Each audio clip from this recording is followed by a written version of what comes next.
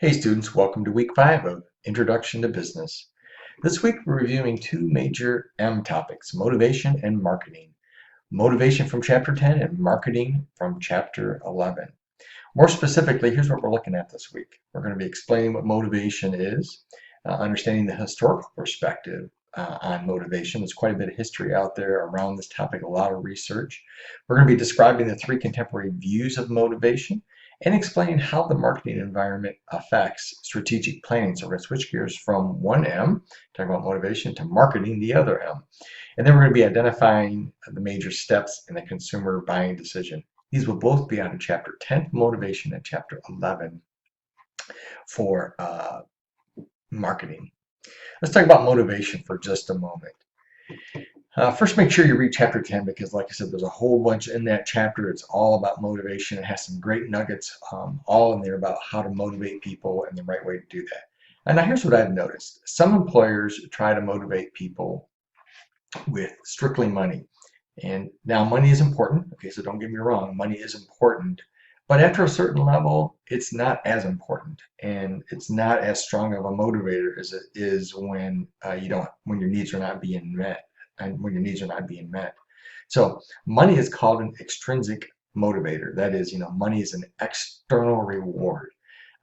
Employee benefits, paid time off if you have a PTO program, are other examples of intrinsic motivators. Performance awards or performance bonuses, attendance bonuses, again, those are all extrinsic motivators.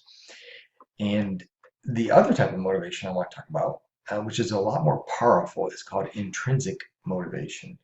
Now, it's a lot more powerful because it gets to not just our not just our like external needs like money and that sort of thing, but it gets to like the inside of us. It's intrinsic, it's inside, and it brings joy, happiness. So being complimented for a job well done, for example, it's an intrinsic reward.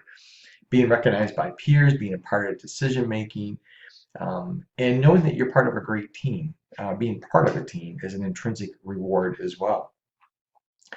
Dr. Daniel Pink, provides some explanation about these extrinsic and intrinsic rewards and their benefits. Now, both are good, okay, but you have to know when to use them. And if you use all of one and not the other, then you kind of miss the right balance that you need to have. So make sure you watch that video. Now, another example of an intrinsic motivation is to be included in workplace decisions, like I said just a moment ago. Whenever we're asked our views on a potential change in the workplace, and we have that sense of intrinsic reward because somebody cared enough to like ask us.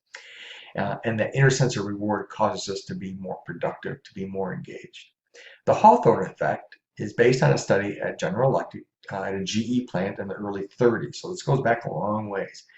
It's mentioned in our text, but I've also attached a short video to watch. So this study was the genesis of including employees in the decision-making process in the workplace.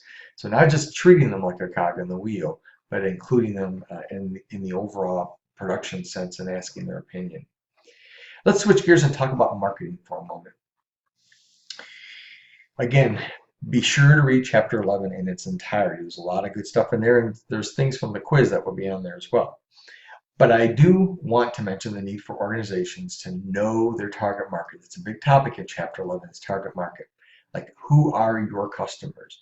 Who's buying your product? What is their demographic? What's their age? What's their ethnicity? What's their race? What part of the country are they from? All those things go into understanding who the target market is. Now, I've attached 3 supplemental videos for you to watch. And the first one was a major marketing debacle from the mid-'80s.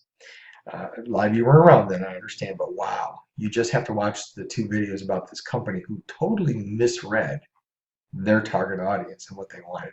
Cost them millions. Excuse me. Now, the other video is from an entrepreneur who knows how to market.